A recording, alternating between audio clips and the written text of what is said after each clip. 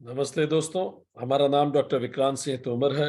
United consciousness project self and corporation USA Bharat और तपन Chaure foundation की तरफ से आपका हार्दिक स्वागत है। दोस्तों, हम लोग योग सूत्र सीरीज का अध्ययन कर रहे हैं। आज 82वां सेशन है और हम अध्याय 3 योग सूत्र विभूतिपाद पढ़ रहे हैं।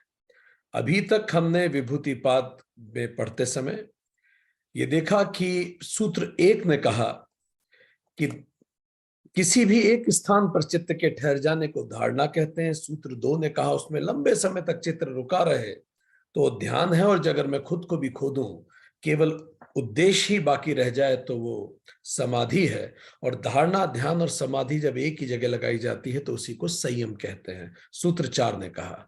सूत्र 5 से 8 तक संयम की मीमांसा है। सूत्र 9 से 12 तक ये बताते हैं कि संयम करने से मन में कैसा रूपांतरण होता है। सूत्र 13 से 15 तक ये जानकारी मिलती है कि स्थूल भूतों में भी और इंद्रियों में तक इस प्रकार के रूपांतरण देखे जाते हैं। सूत्र 16 से महर्षि पतंजलि ये बताना शुरू करते हैं कि अलग अलग जगह संयम लगाने से किस प्रकार की सिद्धियां प्राप्त होती हैं। तीनों परिणामों पे संयम लगाने से भूत भविष्य का ज्ञान होता है। शब्द, अर्थ और ज्ञान पर संयम से संपूर्ण प्राणियों की वाणी का ज्ञान होता है। संस्कारों पर संयम करने से पूर्व जन्मों का ज्ञान होता है। दूसरों की चित्त की वृत्ति पर संयम करने से उसके चित्त का ज्ञान होता है। शरीर का रूप पर संयम करने से योगी अंतर ध्यान हो सकता है। उपक्रम सहित और रहित कर्मों पर संयम करने से मृत्यु का ज्ञान हो जाता है। ब्रह्म विहार पर संयम करने से अमोघ बल प्राप्त होता है। बल पर संयम करने से हाथी के समान बल प्राप्त होता है। ज्योतिषमती पर संयम करने से दूर देश स्थित वस्तुओं का ज्ञान होता है। सूर्य पर संयम से समस्त लोकों का ज्ञान होता है। चंद्र पर संयम से तारा समूह का ज्ञान, ध्रुव पर संयम से तारों की गति का ज्ञान, नाभि चक्र पर संयम से देह रचना का ज्ञान, कंठ पर संयम से भूख प्यास से निवृत्ति होती है। कुर्माकर नाड़ी पर संयम से स्थिरता आती है। कपाल ज्योति पर संयम से महात्माओं के दर्शन होते हैं। हृदय पर संयम से चित्त का ज्ञान होता है। सत्य व पुरुष पर संयम से पुरुष का ज्ञान होता है। स्वार्थ संयम से 6 सिद्धियां प्राप्त होती हैं। कर्म बंधन पर संयम से चित्त का दूसरों के शरीर में प्रवेश किया जा सकता है। उदान वायु के संयम से जल कीचड़ कंटक से संयोग नहीं होता। समान वायु पर संयम से शरीर दीप्तमान होता है। कर्ण और आकाश के संयम से दिव्य स्रोत प्राप्त होते हैं, और शरीर और आकाश के संयम से योगी आकाश में चल पाता है। पंच भूतों की 5 अवस्थाओं पर संयम करने से अष्ट सिद्धियां प्राप्त होती हैं। और आज हम सूत्र 47 पढ़ेंगे जो इसी से आगे हमें अपनी इस यात्रा में लेके जाएगा।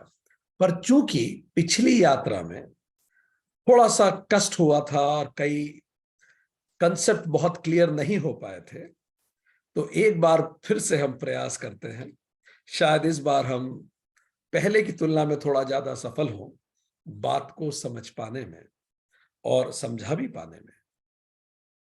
तो हमने पिछले सूत्र में बात की थी कि कैसे इवोल्यूशन हुआ है। तो हमारे ख्याल से वेदांतिक मॉडल थोड़ा ज्यादा सरलता देगा इसको समझने में। कोई भी महान चीज 3 बार पैदा होती है, हम पहले कह चुके हैं। पहला, किसी भी व्यक्ति के गहरी दबी हुई वासना में, उसके अनकॉन्शियस डिजायर में, जैसा हमने पहले कहा कि किसी के अंदर बहुत बचपन से ये डिजायर है कि मैं हीरे के आभूषण पहनूं, बहुत गहरी। तो ये तो होती है अनकॉन्शियस डिजायर, जो बहुत गहरी होती है, डीप अनकॉन्शियस डिजायर। मेरे पास एक बहुत बड़ा घर हो। यही वासना जब ये कॉन्शियस होती है, जब इंसान उसको महसूस कर पाता है कि अच्छा, इसीलिए मैं ज्वेलरी के लिए मुझे इतना अट्रैक्शन है, इसीलिए मेरे मन में घर के लिए इतना अट्रैक्शन है, किसी भी चीज के लिए जो अट्रैक्शन होता है, कामनाएं उसी वासनाओं से प्रकट होती हैं। तो जितनी भी कामनाएं हमारी, उसके रूट में कोई ना कोई वासना है, डीप अनकॉन्शियस डिजायर, वो वासना है। तो ये पहली बार चीज तो तभी पैदा हो गई थी जब बहुत गहरे में वो वासना आई। फिर वो चीज फिर से पैदा हुई जब हमारी कामना आई, कॉन्शियस डिजायर हमने किया कि हम जाएं और वो डायमंड का ज्वेलरी खरीदे। फिर उसके बाद हम कर्म करते हैं, फिजिकल मैनिफेस्टेशन होता है, हम जाके खरीदते हैं। तो कोई भी महान चीज, कुछ भी, यदि आप देखें कोई भी महान मंदिर, किसी राजा के अंदर बहुत गहरी वासना थी कि मैं एक मंदिर बनाऊंगा, फिर उसने एक मैप में उस मंदिर को रखा, वो कामना हुई, ब्लूप्रिंट उसका बना, कॉन्शियस डिजायर हुई, और उसके बाद फिर वो मंदिर वास्तव में बना। तो 3 बार वो पैदा हुआ। इसी तरह से ये जगत भी ऐसे ही पैदा हुआ। ब्रह्म, जिसको यूनिवर्सल कॉन्शियसनेस कहते हैं, यूनाइटेड कॉन्शियसनेस भी कहते हैं, ब्रह्म के मन में यह विचार आया, consciousness decided by itself to play. इसी प्ले को कहा गया माया। तो उन्होंने अपनी माया से जगत रचने का विचार किया। इसी ब्रह्म को, जो जगत को रचने का विचार करे, ईश्वर कहते हैं। अन्यथा ब्रह्म अचल है, स्थिर है, पर जब ब्रह्म रचता है तो वही ईश्वर कहलाता है। तो ब्रह्म plus Maya, the Maya means the creative power, ब्रह्म और उसकी क्रिएटिव पावर मिलती है तो उसी को हम ईश्वर कहते हैं। क्योंकि जब आप कुछ रचते हो, यू नीड क्रिएटिविटी। सो ये क्रिएटिविटी, ये जो, इसी को माया कहा जाता है। कितनी वैरायटी है हमारी जगत में। सो जैसे हमने पहले भी कहा, जैसे कोई व्यक्ति सो रहा हो तो स्लीपर तो ब्रह्म है, पर जैसे ही वो स्वप्न देखना शुरू करे तो ड्रीमर ईश्वर है। तो ईश्वर को ही हमने यूनिवर्सल इंटेलिजेंस कहा। हमने समझा यही जगत का कारण है ईश्वर, इसी को हमने अंतर्यामी कहा। इसी ईश्वर से फिर वो हिरण्यगर्भ पैदा हुआ। इसी को हमने कहा सूक्ष्म प्रपंच, ब्लूप्रिंट ऑफ द वर्ल्ड तैयार हुआ। अभी दुनिया आई नहीं थी फिजिकली, पहले तो कारण प्रपंच विचार हुआ, ऐसा वासना आई मन में, इस तरह से विचारा गया कि ऐसा किया जाए। सूक्ष्म प्रपंच, हिरण्यगर्भ, द कॉस्मिक एग, अंडम जिसे कहा गया। अभी भी सब ब्लूप्रिंट है। फिर एक दिन हम देखते हैं बिग बैंग होता है। अभी तक जब तक हिरण्यगर्भ है तब तक तो सब सटल है, कुछ नहीं दिख रहा, कुछ भी आप नहीं देख सकते, पर अचानक पूरा जगत अस्तित्व में आता है। यही विज्ञान कहता है। स्थूल प्रपंच आया एकदम से, इसी को विराट पुरुष कहा, यही लोक है। तो ऐसे वेदांत कहता है 3 चरण में सृष्टि का जन्म हुआ। व्यक्ति का जन्म वो भी इसी तरह से हुआ। जो ब्रह्म है समष्टि में, वही व्यष्टि में आत्मा है। इसका मतलब यूनिवर्सल कॉन्शियसनेस तो ब्रह्म है, इंडिविजुअल कॉन्शियसनेस को हम आत्मा कहते हैं। वो दोनों एक ही है। जैसे मेरे घर की बिजली और पड़ोस के घर की बिजली एक ही है, पर इसको मैं मेरे घर की बिजली कहता हूं, इसको अलग से मीटर में नापता हूं, उसके मीटर अलग है, पर बिजली एक है। पर मैं इसको मेरी बिजली कहता हूं, उसको उसकी बिजली कहता हूं। सो इसको हम आत्मा कहते हैं। आत्मा एक ही है, इंडिविजुअल कॉन्शियसनेस। सो इसी तरह से जीव प्रकट होता है। सबसे पहले कारण शरीर, जीव का कारण वासना उसकी, हम आते हैं इसीलिए जगत में।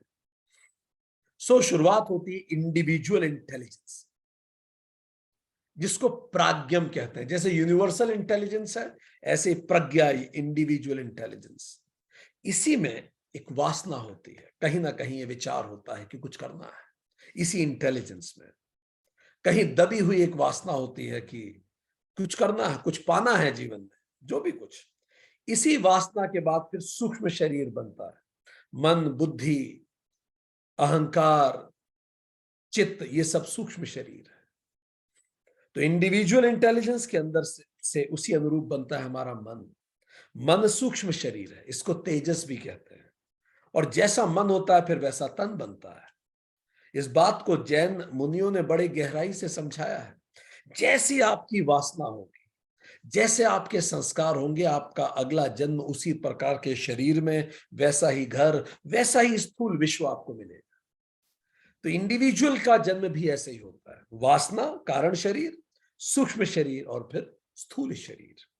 तो वेदांत कहता है कि इसी तरह से 3 चरणों में जगत प्रकट होता है। ठीक, इसी को अगर आप सांख्य में ले जाएंगे तो सांख्य में, जैसा आप अपनी स्क्रीन पे देख सकते हैं, सांख्य उसी को इस तरह से बताता है कि पहले पुरुष और प्रकृति थे, प्रकृति मतलब आप माया से रिलेट कर सकते हैं इसको। पुरुष और प्रकृति अलग अलग अस्तित्व में थे। फिर पुरुष के मन में आया, इसको कहा गया अर्थत्व। ये हम बताएंगे आपको इसका कारण, इसको शब्द अर्थत्व क्यों बोला गया। इस लेवल को कहा गया अलिंग है, ये अनमैनिफेस्टेड। पुरुष और प्रकृति थे स्थिर पर अलग अलग, अनमैनिफेस्ट। ये व्यक्त नहीं किया जा सकता, ऐसे बताया नहीं जा सकता, क्योंकि किसी भी चीज को आप बताएंगे तो उसके कुछ तो गुण होने चाहिए ना। ऐसी चीज जिसमें कोई गुण ही नहीं है, आप उसे कैसे समझाएंगे।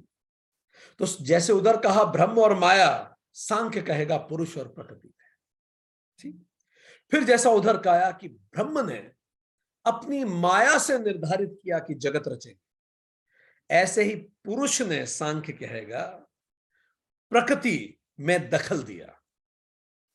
प्रकृति जो अनडिफरेंशिएटेड यूनिवर्स है, प्रकृति में पुरुष ने दखल दिया, और उस दखल से प्रकृति का जो सत रज और तम का साम्य था वो डिस्टर्ब हो गया। प्रकृति जो बिल्कुल स्थिर थी वो अचानक डिस्टर्ब हो गई, हलचल हुई उसमें। डिस्टर्ब हुई मतलब हलचल हुई। सत रज तम जो पूरे बैलेंस थे, तीनों गुण, वो उनमें हलचल होना शुरू हुई। इसको बोलते लिंग मात्र, मियर मार्क शुरू हुआ। बस हल्का सा पुरुष ने दखल दिया, संयोग किया प्रकृति से। ध्यान दें, ऐसे ही स्त्री पुरुष के संयोग से व्यक्ति का जन्म होता है, बस ऐसे ही जन्म हुआ पृथ्वी का। तो पुरुष यूनिवर्सल कॉन्शियसनेस, प्रकृति अनडिफरेंशिएटेड यूनिवर्स। जैसे ही यह दखल हुआ, इसको कहते हैं अन्वय अवस्था, अति सूक्ष्म। ये सब बिग बैंग से बहुत पुरानी घटनाएं हैं।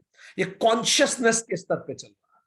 ठीक, कॉन्शियसनेस जैसे ही ये डिसाइड, इसको कहते हैं काजल। यही तो कारण था, पुरुष ने निर्धारित किया कि प्रकृति को वो संयोग करेगा। इससे सबसे पहले जो शुरू हुआ उसको कहा गया यूनिवर्सल इंटेलिजेंस। इसी को ईश्वर कहते हैं वेदांत में, और इसी को जीव के स्तर पे हमने कहा इंडिविजुअल इंटेलिजेंस कहते हैं। इसी को बाइबल ने कहा कि सबसे पहले बुद्धि आई। वो एप्पल खाया तो बुद्धि आई, इंटेलिजेंस आई।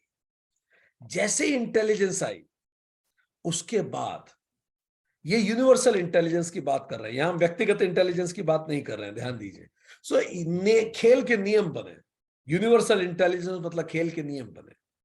सेंट्रिपिटल, सेंट्रिफ्यूगल फोर्स, ग्रह नक्षत्र कैसे घूमेंगे, उसकी दशाएं बनना चालू हुई। और उन दशाओं के बाद जिसका जन्म हुआ, उसको हम कहते हैं सटल एलिमेंट, तन्मात्रा। तन्मात्रा मतलब अब वो दुनिया के दशाएं बनना शुरू हुई। साउंड बना सबसे पहले, वाइब्रेशन साइन, इस सृष्टि में वाइब्रेशन साइन, तो सबसे पहले वाइब्रेशन थी। तो ये सब चीजें धीरे धीरे बहुत सटल लेवल पे इन तन्मात्राओं को touch, form, taste and smell. अब आप ये कहेंगे touch, form, taste and smell यहां कहां से आ गए? ध्यान दीजिए, यही वासना है जिससे फिर हमारी इंद्रियां बनेंगी। ये उसके शुरुआती रूप बन रहे हैं, ये उसका ब्लूप्रिंट बन रहा है। यही बाद में हमारी इंद्रियों के रूप में बनेंगे। तो ये ब्लूप्रिंट है, इसको सूक्ष्म अवस्था का, इसे अविशेष अवस्था कहा गया। अब थोड़ी यूनिवर्सलाइजेशन हो रहा है चीजों का, पर अभी भी अनस्पेशलाइज्ड है, अनडाइवर्सिफाइड, नॉन स्पेसिफिक है।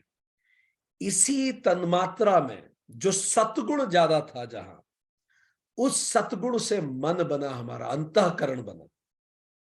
ठीक, तो तन्मात्रा, महत मतलब इंटेलिजेंस से तन्मात्रा आई, तन्मात्रा से, तन्मात्रा में जो सत्व था, उस मतलब ज्ञान शक्ति, उससे हमारा अंतःकरण बना।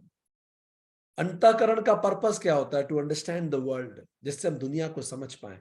देखिए, सबसे पहले सटल लेवल पे सारी तैयारियां हो गई, अंतःकरण बनता है, ये सटल मैटर है। ठीक, उसका जो जड़ तमस है, तन्मात्राओं में जो तामसिक है, जड़ शक्ति है, उससे सूक्ष्म महाभूत बन रहे हैं। सूक्ष्म महाभूत मतलब यहां वो आकाश नहीं है जिसको आप देख सकते हैं, ये तो उस आकाश के सटल दशाएं बनना चालू हुई हैं। ये सूक्ष्म है। ये सूक्ष्म वायु, सूक्ष्म अग्नि, सूक्ष्म जल, सूक्ष्म पृथ्वी, ठोसपन के लक्षण शुरू होने चालू हुए, गीलेपन के लक्षण बने, गति के लक्षण बने, ऊष्मा के लक्षण बने। यही ऊष्मा बाद में अग्नि बन जाएगी, यही गीलापन बाद में जल बन जाएगा, यही ठोसपन बाद में पृथ्वी बनेगी, यही गति बाद में वायु बनेगी, यही कंपन बाद में आकाश बनेगा। पर अभी केवल उसकी दशाएं हैं। जैसे यही कामनाएं बाद में कर्म बन जाती है, ये दशाएं हैं। आप देखते हैं कॉलोनी में जब आप एक फ्लैट, एक नई मल्टी बनती है, तो मल्टी एकदम से नहीं बन गई। कहीं ना कहीं एक डीप डिजायर थी लोगों के मन में कि उनको घर लेना है। उन्होंने कामनाएं व्यक्त की, वो जो उनकी कामनाएं थी वो डिमांड के रूप में मार्केट में सामने आई, और वो डिमांड फाइनली फुलफिल करके मल्टी बन गई। सो अभी माहौल बन रहा है, दशाएं बनना चालू।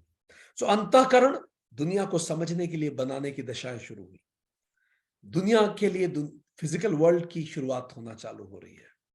अभी भी ये सटल लेवल पे है। राजसिक रज गुण जो है, जिसको हम क्रिया शक्ति कहते हैं, इससे पंच प्राण बनने शुरू हुए। प्राण दो तरह के होते हैं, हम पढ़ चुके हैं पहले। पूरी यूनिवर्स में भी जो यूनिवर्स को गतिमान रखता है उसको भी प्राण कहते हैं, शरीर में जो है उसे भी प्राण कहते हैं। तो ये यूनिवर्सल प्राण बनने चालू हुए, जो बाद में व्यक्ति के प्राण बनेंगे। अभी केवल दशाएं बन रही हैं।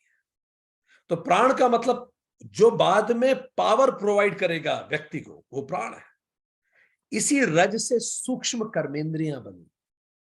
सूक्ष्म कर्मेंद्रियां power to respond to the world. कल को ये दुनिया जब आएगी तो हम रेस्पॉन्स करने के लिए भी तो हमें चीजें चाहिए। हम इस दुनिया को रेस्पॉन्स कैसे करते हैं? हाथ से कुछ आता है रोकते हैं, पैरों से। हम इस दुनिया से एक्सचेंज कैसे करते हैं? कर्मेंद्रियां, power to respond to the world.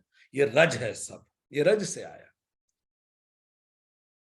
अब इसी तरह से सत्य से सूक्ष्म ज्ञानेंद्रियां भी बनी। ज्ञानेंद्रियां power to register the world. दुनिया को रजिस्टर करेंगे ज्ञानेंद्रियों से, दुनिया को समझेंगे मन से, और दुनिया को रेस्पॉन्ड करेंगे कर्मेंद्रियों से। यही तो हम करते हैं। We understand the world, we receive the world, we understand. अभी आप क्या कर रहे हैं? अपनी पांचों ज्ञानेंद्रियों से हमें देख रहे हैं, सुन रहे हैं, फिर अपने मन से हमें समझ रहे हैं, और अपने कर्मों में जब आप इसको लाएंगे, आप इसको रेस्पॉन्ड करेंगे अपने हाथ पैर मुंह से। ठीक। सो सूक्ष्म कर्मेंद्रियां, पर यह सब अभी भी स्वरूप अवस्था है। ये भी अभी तक सब सटल है। ये अभी तक सब सटल है, स्वरूप अवस्था है। ये अभी भी फिजिकल नहीं आई, अभी भी इसके लक्षण आना चालू हुए हैं। ठीक। इसके बाद इसी से स्थूल बना। अब वो जो कंपन है वो आकाश बन गया। अब वो जो गति थी वो हवा के रूप में सामने आई, जो आपके हाथ पे लगती है। अब जो ऊष्मा थी वो अग्नि बन गई। अब जो गीलापन था वो जल बन के आया, वो अब आप छू सकते हैं उसे। अब जो ठोसपन था वो पृथ्वी बन गई, माहौल बन गया। वो जो कामना थी वो कर्म बन गया। वो जो पावर टू रेस्पॉन्ड थी उसी से स्थूल कर्मेंद्रिया बन गई, वो मेरे हाथ बन गए। हर जीव की जैसी वासना होती है, जैसी कामना होती है, उसका शरीर वैसा होता है। बंदरों की कामना उछलने की होती है पेड़ों पे, तो उसका शरीर, उसके हाथ पैर वैसे बने हुए हैं। हमारी कामना नहीं है कि हम पेड़ों पे उछलें, इसलिए हमारे हाथ पैर वैसे हैं। जिराफ की कामना है कि ऊंचा खाए, उसकी स्थितियां वैसी हैं। उसकी कामना भी तो उसकी स्थितियों अनुरूप बनती है, वही डीएनए में बन जाता है। हमारी कर्मेंद्रियां भी वैसी ही बनी। वो शक्तियां कर्मेंद्रियों में कन्वर्ट हो गई। और इसी तरह से ज्ञानेंद्रिय, अब हमारी आंख नाक बनी, पर इस आंखों के पीछे जो शक्ति है वो सूक्ष्म ज्ञानेंद्रिय है। कई लोगों की आंख आई बॉल्स रहती है पर वो देख नहीं सकते। इसका मतलब उनके पास कर्म, ये है तो ज्ञानेंद्रिय स्थूल, पर सूक्ष्म ज्ञानेंद्रिय नहीं है। इसीलिए आंख फिजिकल फॉर्म में उनके पास है पर वो देख नहीं पा रहे। तो पावर टू रजिस्टर वर्ल्ड अलग है, रजिस्टर द वर्ल्ड अलग बात है। तो इसको हमने कहा ये स्थूल हो गया, ये दृश्य है, ये इंद्रानुभूति है, ये विशेष हो गया, और इसको हमने कहा ग्रॉस हो गया। बात वही है। तो वही बात जो वेदांत कह रहा है, सांख्य इसको थोड़ा डिटेल में कहता है। ठीक। अब इसको जरा हम उल्टा पढ़ें, तो उल्टा पढ़ें, थोड़ा सा समझें। स्थूल का मतलब आप छू सकते हैं, स्वरूप का मतलब उसके माहौल बन रहा है, लक्षण बन रहे हैं। सूक्ष्म का मतलब भी उसका कारण बनना चालू हुआ। अति सूक्ष्म, अभी तो केवल विचार आया है कि यूनिवर्स बनेगा, तो सबसे पहले नियम बनेंगे खेल के।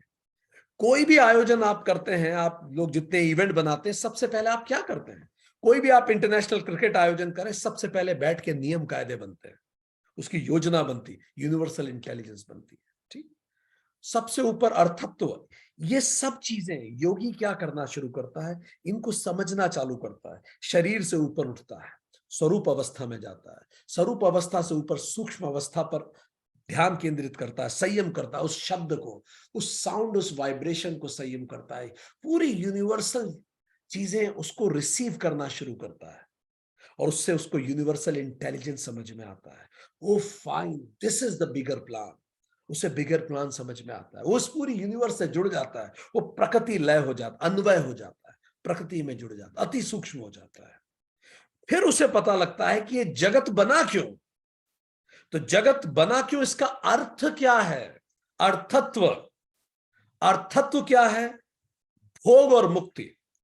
जो जागरूक हैं उनके लिए यही जगत मुक्ति का कारण बनेगा। उनको जीवन में इतनी इतनी ज्यादा चुनौतियां मिलेंगी, परेशानियां मिलेंगी, घटनाएं मिलेंगी कि वो सही की तरफ मुड़ जाए। वो जानेंगे सब ड्रामा से अब मैं दूर हटूं, बहुत हो गया। और जो लोग ज्ञानी नहीं हैं उनके लिए यही जगत भोग का कारण बनता है। तो इस पूरे प्रपंच का अर्थ क्या है, यूज क्या है, पर्पस क्या है? भोग और मुक्ति। जो सजग हो उनको मुक्ति दे दे, जो असजग हो उनको भोग दे, इसीलिए जगत है। चलिए अब आगे बढ़ते हैं। सो हमने बस यही बताया, इसी को हमने देखा, हम पहले बात कर चुके हैं। इसी को आप कहेंगे यूनिवर्सल रूप में भी कहते हैं, उसी को ब्रह्मांड में कहेंगे, उसी को पिंड कहते हैं। ठीक, चलिए, ये तो पिछली बार का सेशन था। अब हम आज के सेशन की बात शुरू करेंगे। ठीक है, चलिए। ओके, नाउ आज के सेशन में हम इसी बात को आगे महर्षि पतंजलि लेके जाते हैं, और अब आगे हम देखते हैं कि महर्षि पतंजलि किस तरह से अगले सूत्र में ये बताते हैं कि जिस प्रकार 5 स्तर भूतों के हैं, ऐसे ही 5 स्तर इंद्रियों के भी हैं। तो चलिए आज के सेशन की शुरुआत करते हैं। सूत्र 47, ग्रहण स्वरूप अस्मिता अन्वय अर्थवत्व संयमात इंद्रिय जय। ग्रहण, स्वरूप, अस्मिता, अन्वय और अर्थत्व आदि पंचेंद्रियों की अवस्थाओं में संयम करने से इंद्रिय जय प्राप्त होता है। सूत्र 48 कहता है, ततो मनोजवित्वम विकरण भाव प्रधान जयश्च। उस इंद्रिय जैसे मन की तरह शरीर वेग वाला होता है, शरीर के बिना विषयों को अनुभव करने की शक्ति और प्रवृत्ति पर अधिकार होता है। थोड़ा इसको समझें। जैसे 5 भूतों की 5 अवस्थाएं होती हैं, वैसे ही 10 इंद्रियों व मन की भी 5 अवस्थाएं होती हैं। इन पर संयम करने से महर्षि पतंजलि कह रहे हैं व्यक्ति जितेंद्रिय बन जाता है। चलिए अब हम समझना शुरू करें। ये 5 अवस्थाएं क्या हैं? इंद्रियों की भी, हमारी 10 इंद्रियां हैं, 5 कर्मेंद्रियां, 5 ज्ञानेंद्रियां। महर्षि पतंजलि कह रहे हैं ये कर्मेंद्रियों और ज्ञानेंद्रियों की भी 5 अवस्थाएं होती हैं। क्या नाम है इन अवस्थाओं का? तो उन्होंने नाम बताया, ग्रहण, दूसरा स्वरूप, तीसरा अस्मिता, चौथा अन्वय, पांचवा अर्थत्व। चलिए हम समझें। इंद्रियों की पहली अवस्था क्या है? ग्रहण, मतलब टू रिसीव। ज्ञानेंद्रिया क्या ग्रहण करती है बताइए? आंख, नाक, कान, मुंह, त्वचा। ये ज्ञानेंद्रिया क्या ग्रहण करती है? सेंसेशंस। सारे सेंसेशन, संवेदनाएं आपको इसी से मिलती हैं। ठंड है, टेस्ट कैसा है, दिख क्या रहा है, सेंसेशंस। कर्मेंद्रियों क्या करती हैं? रिएक्शंस। कर्मेंद्रियां रिएक्ट करती हैं। और मन क्या करता है? मन परसेप्शन। तो मन का कार्य है परसेप्शन। मन ही तो परसीव करता है। आपने कुछ खाया, इसने बोला बहुत टेस्टी है, इसने बोला अच्छा नहीं लगा। सेंसेशन दोनों का सेम था, पर परसेप्शन दोनों का अलग है। ठीक, संवेदना मुंह पे दोनों की सेम थी, पर दोनों के विचार बिल्कुल अलग हैं, क्योंकि उसका मन अलग है, इसका मन अलग है। तो ज्ञानेन्द्रिया सेंसेशन संवेदना है, कर्मेंद्रिया रिएक्शन एंड मन परसेप्शन। ठीक, तो ऋषि क्या कह रहे हैं महर्षि, ग्रहण पर संयम कर। ये इंद्रियां किस प्रकार ग्रहण करती हैं चीजों को, इस बात पे संयम करें कि वस्तु का कोई टेस्ट वास्तव में होता ही नहीं है, वो तो मेरा मन है जो उसको टेस्ट प्रदान करता है। अगर मैं खुश हूं तो वही चीज मुझे टेस्टी लगेगी, मैं दुखी हूं तो वही चीज मुझे अनटेस्टी लगेगी। सो जब आप इस पे संयम करते हैं तो महर्षि पतंजलि कहते हैं योगी ग्रहण पर संयम करके पूरी तरह से कमांड करता है, किस पे, what I receive, what I perceive and what I respond. वो इन तीनों पे उसका नियंत्रण हो जाता है। व्हाट आई रिसीव मतलब ज्ञानेंद्रियों पे पूरा नियंत्रण, मैं क्या देखूंगा, मैं क्या सुनूंगा, मैं क्या महसूस करूंगा, मैं क्या स्वाद लूंगा और मैं क्या गंध लूंगा, पूरी तरह से योगी के नियंत्रण में होता है। तो योगी इसको साध लेता है ज्ञानेंद्रिय। योगी मन को भी साध लेता है, क्योंकि मन को भी 11वीं इंद्री कहते हैं, तो मन की भी ग्रहण अवस्था होती है। तो योगी मन को भी साध लेता है। कैसे? मन क्या होता है, मन में 4 कंपोनेंट होते हैं, हम पढ़ चुके हैं। मन, चित्त, बुद्धि और अहंकार, हम पढ़ चुके हैं पहले। मन क्या करता है, संकल्प विकल्प, कंफ्यूज होता है, डिसाइड करता है, कंफ्यूज होता है।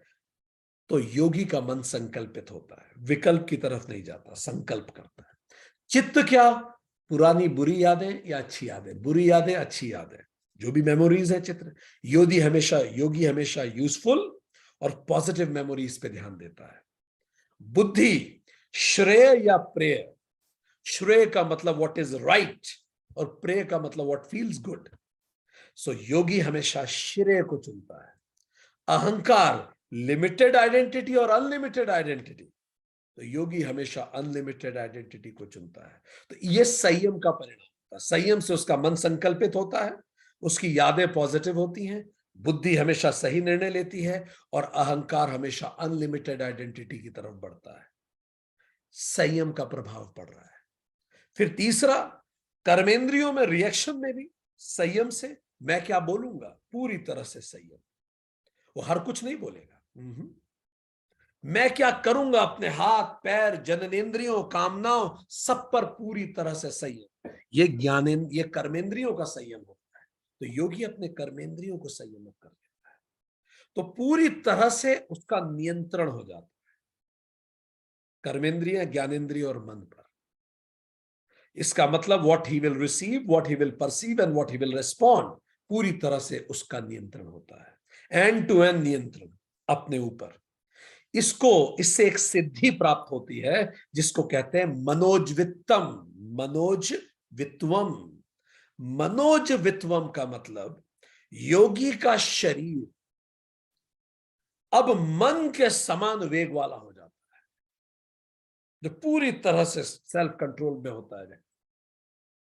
कर्मेंद्रियां भी उसके नियंत्रण में, उसके हाथ पैर मुंह गुदाद्वार और जननेन्द्रियां, ब्रह्मचारी होता है। तो धीरे धीरे उसका शरीर मन के एक समान वेग वाला होता है। वो क्षण भर में अपने सूक्ष्म शरीर से कहीं भी जा सकता है और लौट के आ सकता है। एक महाभारत में प्रसंग आता है, व्यास महाराज एक बार बड़े परेशान हुए।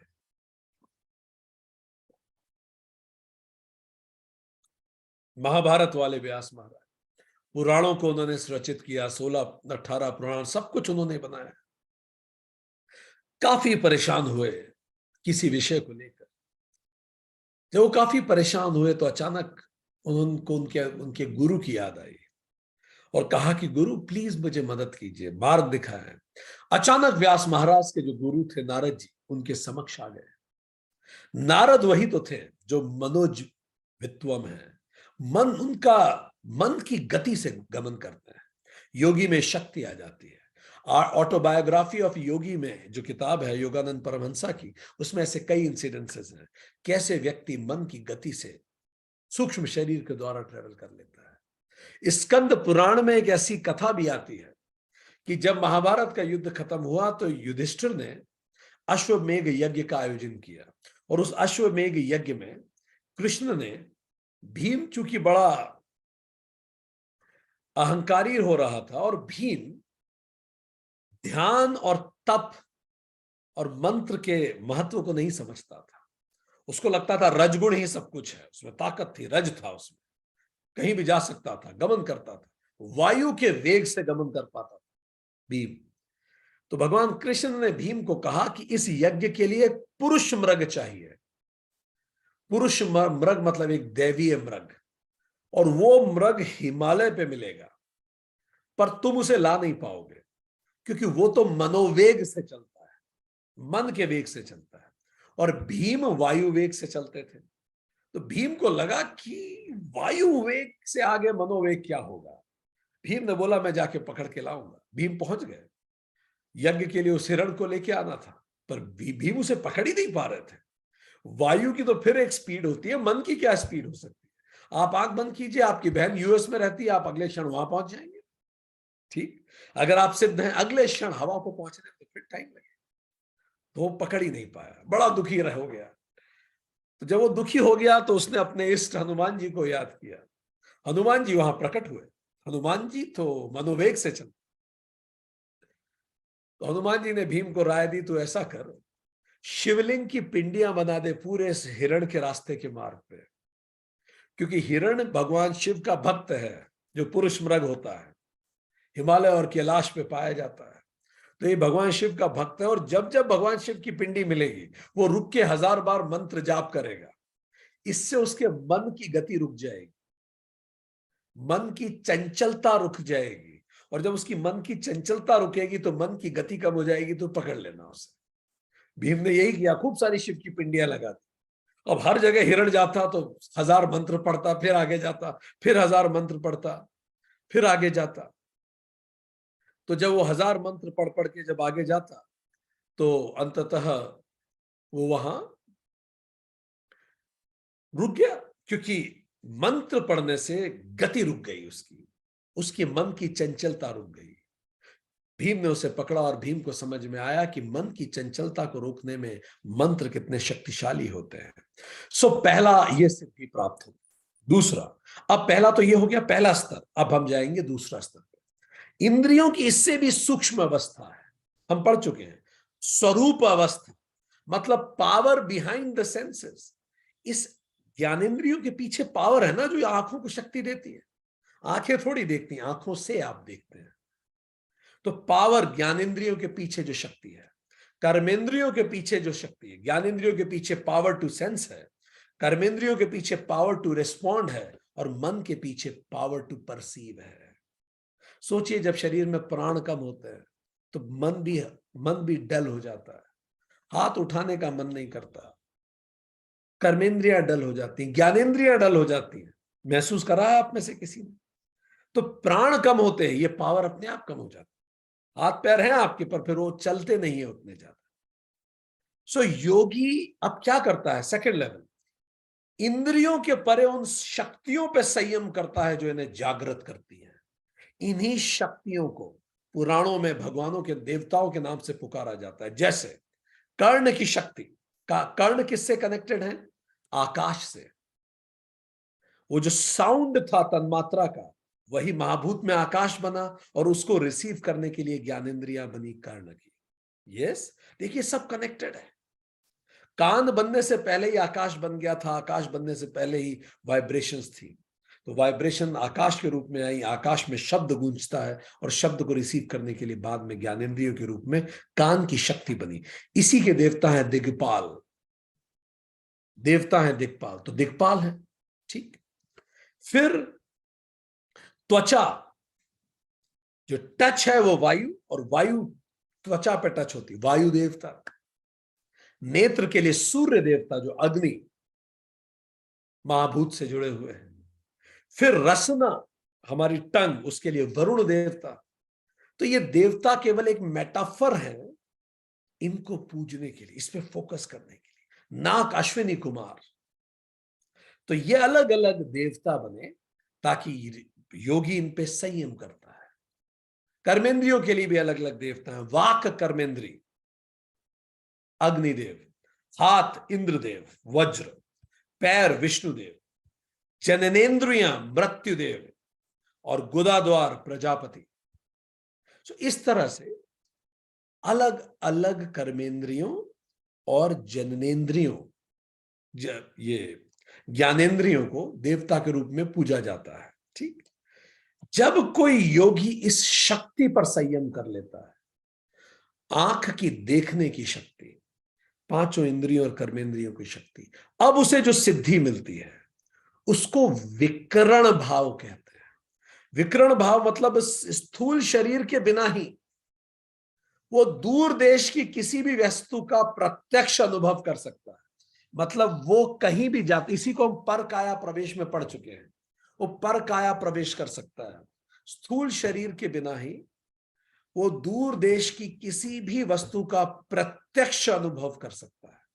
जैसे आदि शंकराचार्य ने किया, वो उनका स्थूल शरीर कहीं रह गया, वो गए और राजा के शरीर में उन्होंने प्रवेश किया और प्रत्यक्ष अनुभव किया। न कर्मेंद्रियां ले गए अपनी साथ में, न ज्ञानेन्द्रियां ले गए, केवल सूक्ष्म शरीर से प्रवेश कर दिया, स्थूल शरीर वही छोड़ दिया।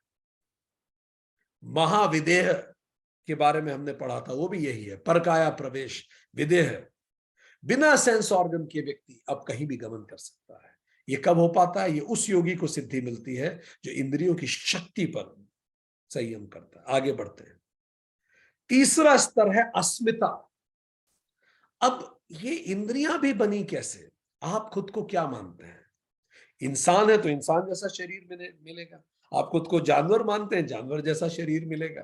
तो मरने के समय अंतिम पल आपके दिमाग में कौन सी वासना सबसे तेज थी? आपकी आइडेंटिटी क्या थी? आप खुद को क्या समझ के इस धरती से गए? बहुत संभावना है वैसा ही शरीर आपको मिलता है। ठीक, तो अस्मिता, जैसे राजा भरत के बारे में कहा जाता है, राजा भरत इतने महान ज्ञानी थे, पर सोते समय जब उनकी मृत्यु हुई, अंतिम पल उनके मन में एक हिरण का ख्याल आया। वो हिरण की माता एक्सपायर हो गई थी, बच्चा रह गया। वो यही सोचते हुए प्राण त्यागे तो रह ही गया, काश मैं इसकी माता होता तो संभालता इसे। वो हिरण बन के पैदा हुए। जिस चीज पे आप संयम करेंगे, आइडेंटिटी आपकी, योर आइडेंटिटी, अस्मिता, योर लिमिटेड आईनेस, वैसा ही आपके इंद्रियां बनी है। सो अहंकार से मन बनता है, मन से इंद्रियां बनती है। सो इसी से उत्पत्ति। तो जब योगी लिमिटेड आइडेंटिटीज के परे संयम करता है, वो खुद को अपनी लिमिटेड आइडेंटिटीज से नहीं जोड़ता, वो अपने आप को इससे परे मानता है, तो वो ये संयम को और आने वाले 2 संयम करने से उसको एक अभिनव सिद्धि प्राप्त होती है। उस पर हम बात करते हैं। तो योगी इस पे भी संयम करता, अस्मिता पर। ठीक, सो हम पहले पढ़ चुके हैं अस्मितानुगत समाधि, हम पढ़ चुके हैं चैप्टर 1 में, उसी की बात कर रहे हैं। चौथा स्तर अन्वय, हम पढ़ चुके हैं, वो महाभूतों में भी ये सब नाम आए हैं। अन्वय, अब ये सब बना किससे? ये सब बना किससे? ये सब अन्वय मतलब प्रकृति के 3 गुणों से ही बना है सब कुछ। सब कुछ, अहंकार भी तीनों गुणों से बना है, इंटेलिजेंस भी तीनों गुणों से बनी है। सो अन्वय है चौथा स्तर। तो अब योगी ये समझता है, जब और गहरा उतरता है, अपनी लिमिटेड आइडेंटिटीज को छोड़ता है, मैं विक्रांत नहीं हूं, मैं व्यक्ति भी नहीं हूं, मैं एक जीव हूं, उससे भी ऊपर जब वो जाता है, लिमिटेड आइडेंटिटीज को तोड़ता जाता है, तब वो अन्वय पर संयम करता। अन्वय का मतलब ये त्रिगुण जो प्रकृति के हैं, जिससे प्रकृति ही बनी है, त्रिगुणमयी प्रकृति, अब वो कॉस्मिक इंटेलिजेंस को समझता है। वो समझता है कि ये जो पूरा इवोल्यूशन का ड्रामा क्या है, ये सब कैसे हुआ, ये सब योगी को प्रत्यक्ष होने लगता है। ये कब होता है? अन्वय अवस्था में। और अंतिम इज कॉल्ड अर्थत्व अवस्था। अब जब वो यूनिवर्सल इंटेलिजेंस को समझ जाता है, अब अंतिम 5वें स्तर पे पहुंचता है, the purpose behind the drama. ये इंटेलिजेंस भी मैंने समझ ली, रूल्स ऑफ द गेम समझ लिए, पर ये गेम खेला ही क्यों जा रहा है? पर्पस बिहाइंड, अर्थ क्या है? तो फिर उसे याद समझ में आता है कि अर्थ है जीवात्मा को मुक्ति देना या भोग देना, और वो संपूर्ण ब्रह्मांड के इस सृष्टि के प्रयोजन पर संयम कर पाता है, और वो लगातार उसमें ही संयमित रहता है। वो हमेशा ध्यान रखता है कि इस पूरे जगत प्रपंच का अर्थत्व, पर्पस है मेरा मोक्ष। बात खत्म। सृष्टि का प्रयोजन जीव की आध्यात्मिक उन्नति है, और जो नहीं समझते उसको भोग में लगा लेते हैं, ताकि जीव अपने आप को पुनः अवस्था में स्थापित कर सके, स्वरूप में। तो ग्रहण इंद्रियों पे फोकस करता है, स्वरूप इंद्रियों की शक्तियों पे फोकस करता है, अस्मिता इसके यूपर जो मेरी आइडेंटिटी है, लिमिटेड आइडेंटिटी, उसके परे फोकस करता है। जब वो लिमिटेड आइडेंटिटी से ऊपर जाता है तो प्रकृति को समझता है, इस पूरे यूनिवर्सल इंटेलिजेंस को, अन्वय। फिर जब यूनिवर्सल इंटेलिजेंस से भी ऊपर जाता है, ईश्वर, तब वो ब्रह्म पे पहुंचता है, the purpose behind the drama, ताकि मैं जीव मोक्ष को प्राप्त कर सके। और उसके लिए एक लेबोरेटरी की जरूरत थी, तो this is what the laboratory is. इससे उसे जो सिद्धि मिलती है, इस सिद्धि को कहा जाता है प्रधान जय। ये तीसरी और महत्वपूर्ण सिद्धि। प्रधान के दो मतलब हुए। ये सिद्धि कब मिली उसे? ये सिद्धि उसे मिली जब उसने ये तीनों को जीता, अस्मिता, अन्वय और अर्थत्व। जब इन तीनों पर संयम हो गया तो सिद्धि जो मिली, उस सिद्धि का नाम है प्रधान जय। प्रधान का मतलब प्रीडोमिनेंट, सबसे महत्वपूर्ण। और प्रधान का एक और मतलब होता है प्रकृति, प्रकृति। अब उसको कौन सी सिद्धि प्राप्त होती है? इंद्रियों की अस्मिता, अन्वय और अर्थत्व अवस्था पर संयम करने से प्रधान जय प्राप्त होती है। अब वो प्रकृति को पूरी तरह से जीत लेता है, उसे पूरा मैट्रिक्स समझ में आ जाता है, ड्रामा। उसे इवोल्यूशन भी समझ में आता है और रिवॉल्यूशन भी समझ में आता है कि मैं क्यों चक्कर बार बार काट रहा हूं। तो उसने उसने अपना पूरा इवोल्यूशन देख लिया, वो पूरी प्रकृति को अब समझ गया है। He knows the game plan. ठीक। अब he can play with the evolutes of nature. अब जैसे हम पहले पिछली क्लास में बता चुके हैं, अब वो अल्फाबेट से नए शब्द बनाने की शक्ति है उसके पास। प्रकृति लय हो चुका है, he is one with nature. वो प्रकृति को घुमा सकता है, यूनिवर्सल फोर्सेस को चैनलाइज कर सकता है, वो सुनामी ला सकता है, वो कुछ भी कर सकता है। वो प्रकृति से जुड़ चुका है, वो एकाकार हो चुका है। और वो सरकार में है, वो बहुत कुछ कर सकता है। एक व्यक्ति को यहां से उठा के आप सरकार में भेज दीजिए, कितना पावरफुल हो जाता है। वो सरकार है, वो सब कुछ कर सकता है, वो यूनिवर्सल गवर्नमेंट में है। इस जय के सामने आप सोचिए हर विजय कितनी छोटी है। इसीलिए इसको कहा गया प्रधान जय। इससे बड़ी जय नहीं हो सकती। पूरी सृष्टि आपकी उंगलियों पे चलती है, आप जैसा चाहें, ओमनी पोटेंट हो जाते हैं, सर्वशक्तिमान।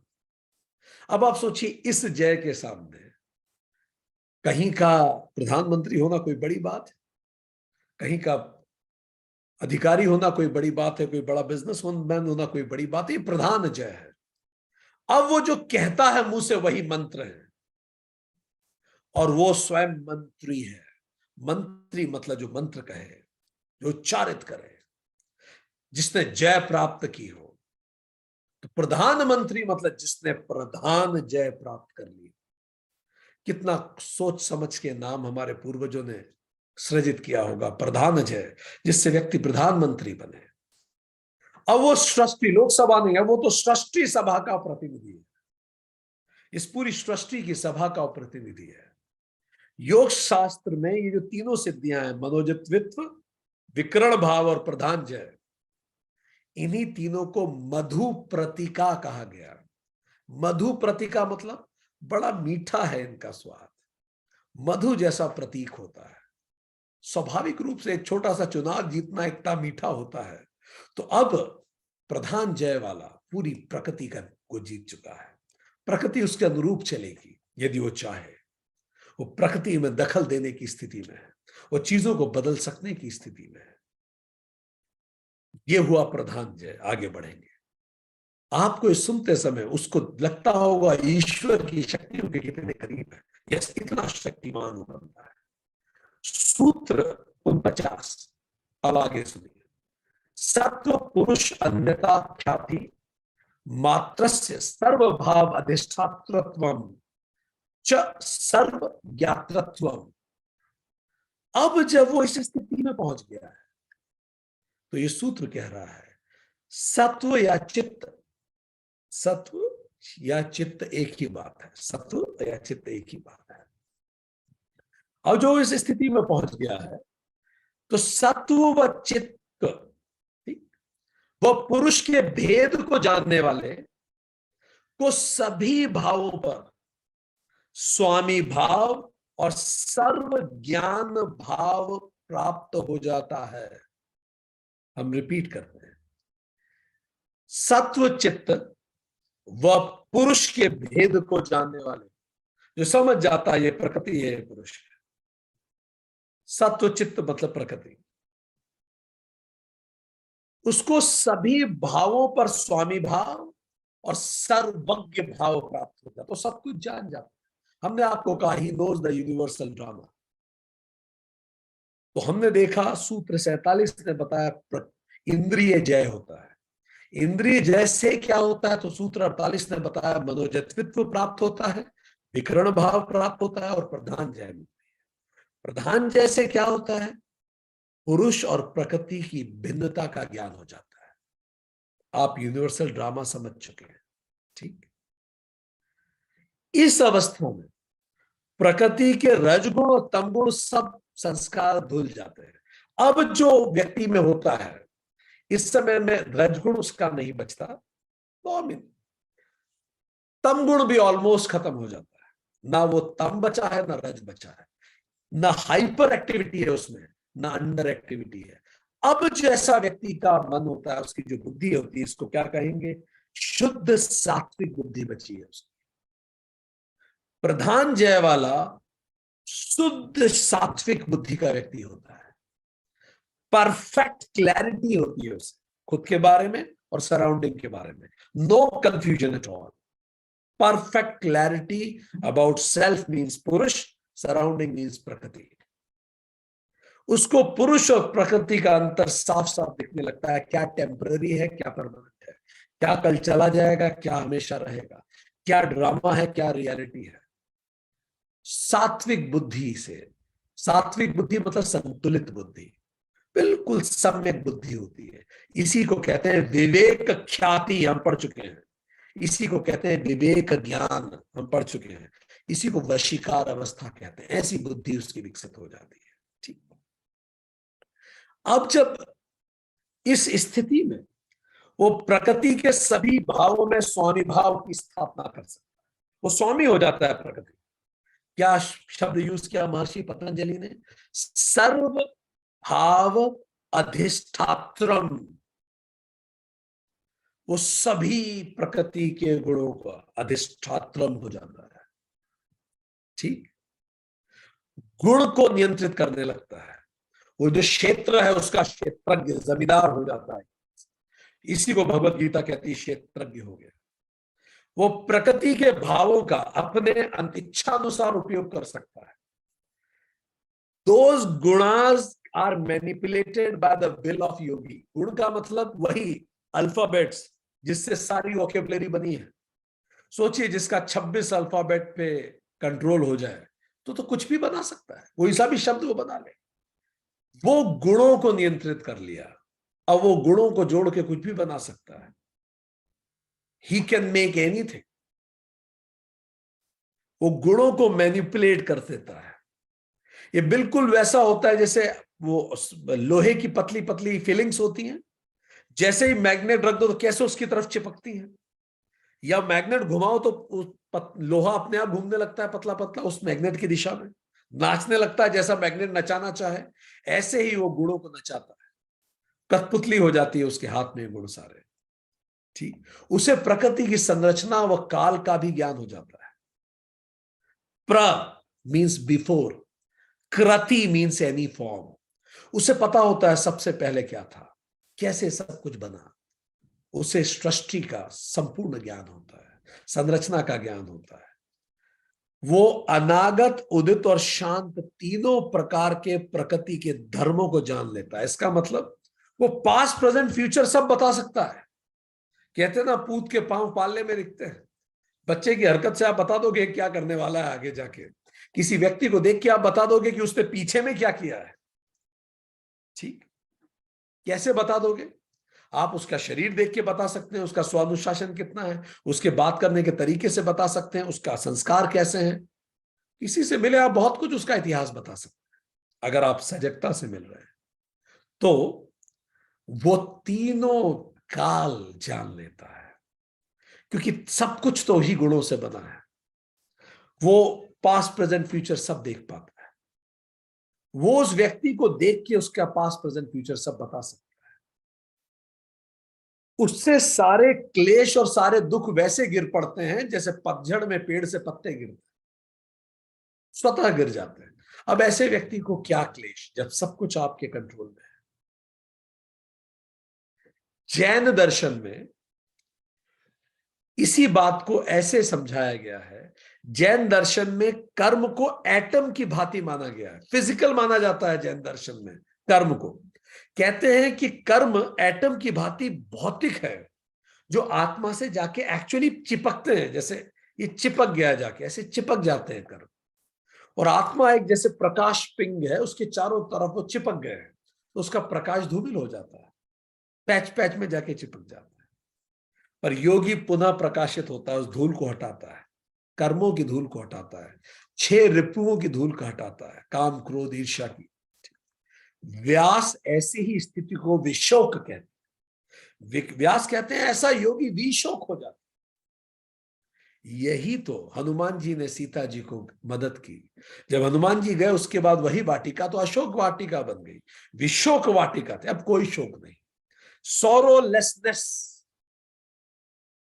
क्योंकि वो पूरे जगत प्रपंच को जान चुका है।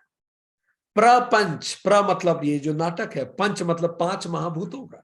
तो बार बार हम जब बात करते हैं जगत प्रपंच, प्रपंच मतलब 5 महाभूतों का जो ड्रामा चल रहा है, जिससे सब कुछ बना है, वो उसको जान चुका है।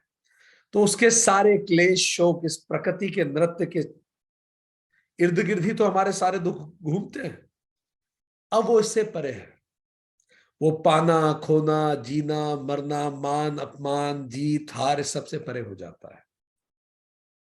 जब सभी उसे नाटक जैसा लगता है तो फिर परेशान क्यों होगा? क्या खो जाएगा, क्या हो जाएगा, उसे किसी चीज से फर्क नहीं पड़ता। वो कनेक्टेड रहता है सबसे, पर अटैच नहीं रहता। अब माया उसे बांधती नहीं है। अब वो गेम को गेम की तरह लेता है, खेल को खेल की तरह लेता है। वो उठ के नृत्य नहीं करना चालू कर देता प्रकृति के साथ, जैसे हमने बात की। और अगर वो नृत्य करे भी प्रकृति के साथ, रिश्तों में हो, तो वो केवल अपना रोल निभाता है। जैसे कृष्ण ने कहा कि अर्जुन, करने लायक तो कुछ नहीं है मेरे पास, पर मैं फिर भी कर्म करता हूं, क्योंकि मैं अगर अपना रोल ना निभाऊं तो सब लोग मेरा ही अनुसरण करेंगे, लोग भी रोल निभाना बंद कर देंगे। तो वो सबसे डिटैच्ड होते हुए भी अपने रोल निभाता है।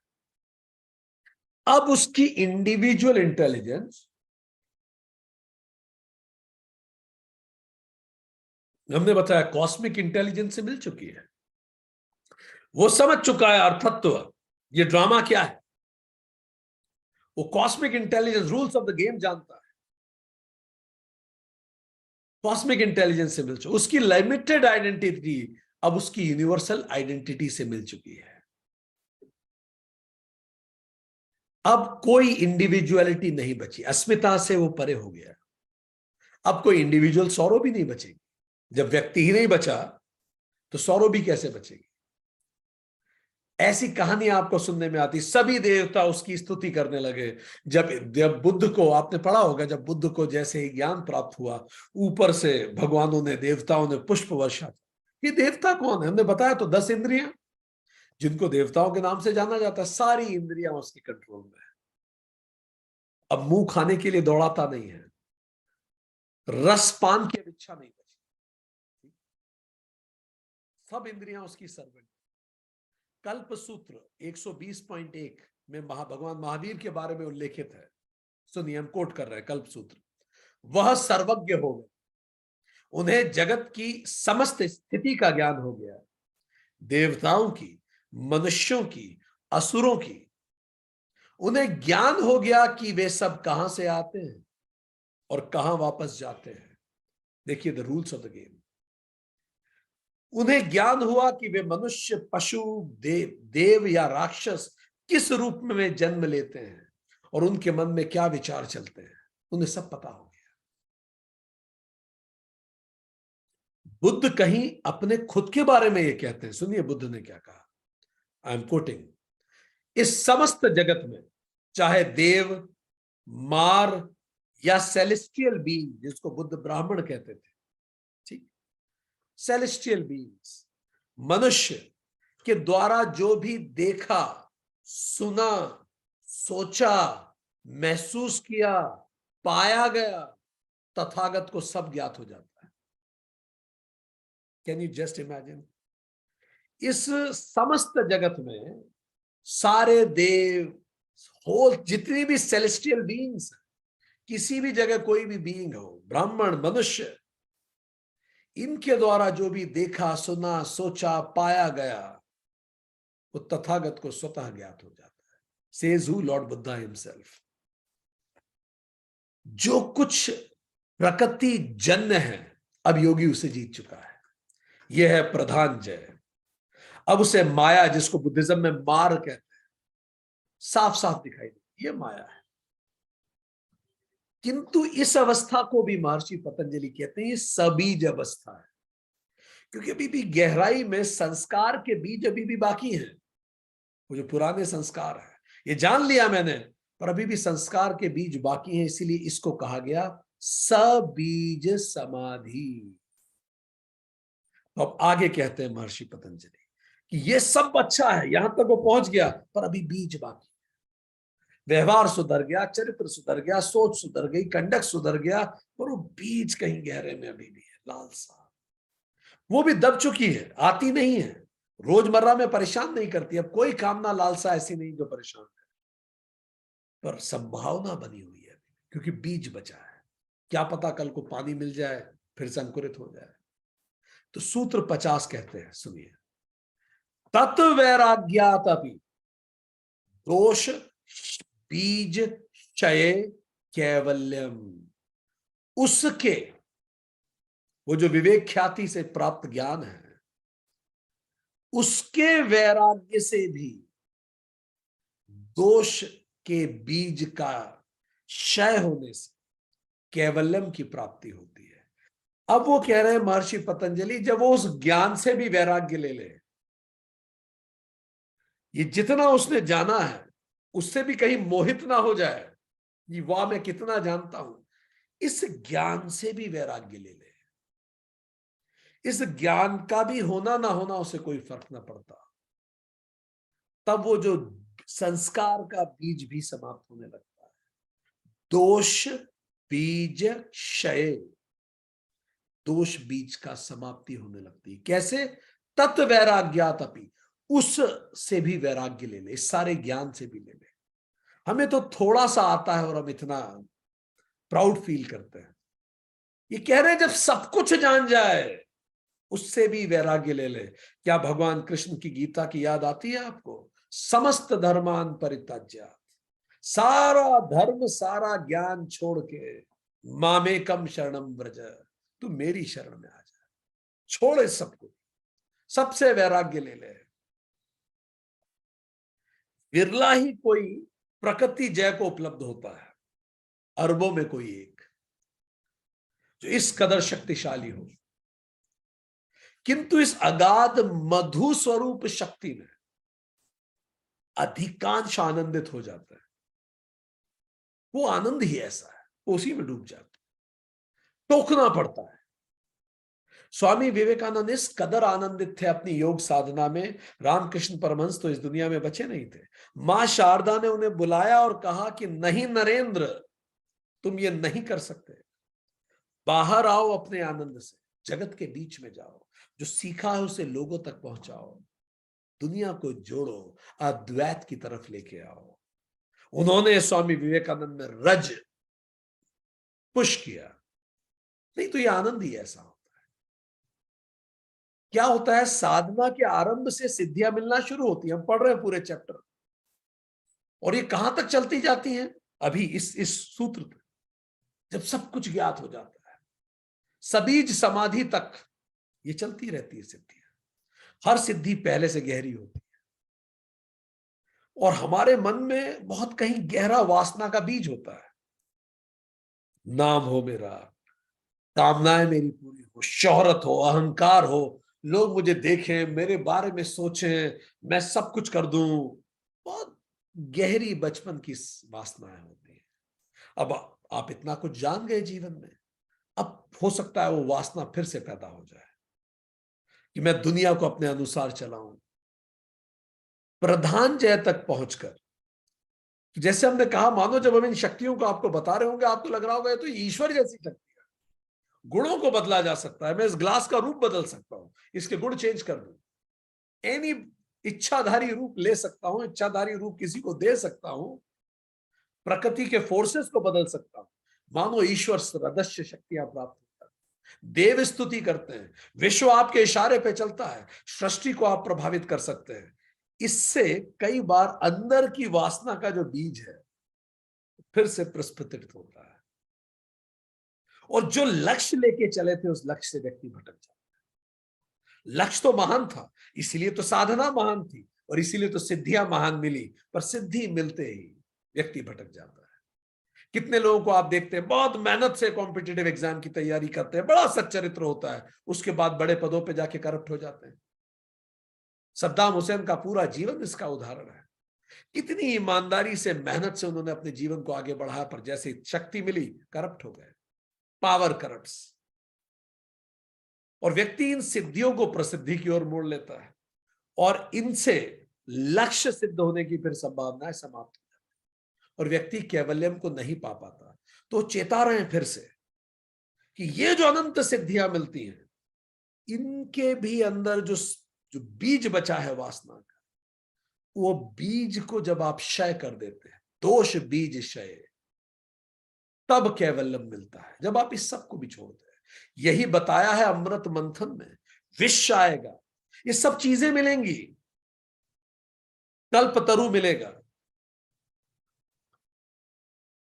वो चिंतामणि पत्थर, सब कुछ आपको मिलेगा। आप जो चाहें, कामधेनु गाय मिलेगी, सब कुछ आपके अनुसार होगा। आप राष्ट्राध्यक्ष हैं, आप प्रधानमंत्री हैं, आप सब कुछ हैं, आपकी चुटकी से सब कुछ चलता है।